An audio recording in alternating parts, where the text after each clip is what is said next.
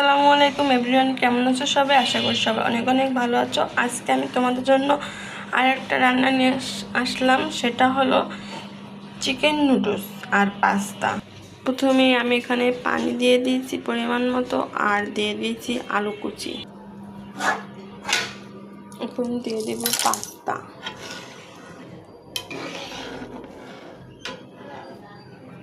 সাথে সামান্য একটু তেল আর লবণ অ্যাড করেছি, কারণ পাস্তার সাথে যদি তেল না দিয়ে পাস্তার সাথে লেগে যেতে পারে নুডলসটা, এই জন্য।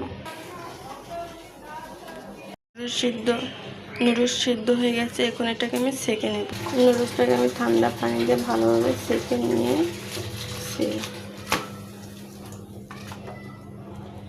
এর ভিতরে দিয়ে দিচ্ছি আগে মাখিয়ে রাখা চিকেন।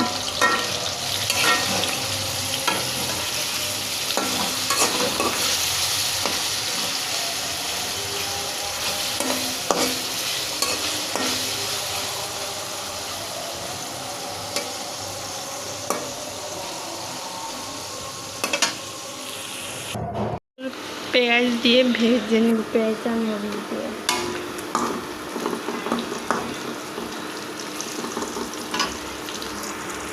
এখন দিয়েছি ফাটিয়ে নেওয়া একটা ডিম, দিয়ে দিয়েছি নুডলস আর হলো বিট লবণ। তোমাদেরকে আমি পরিবেশন করে দেখাচ্ছি।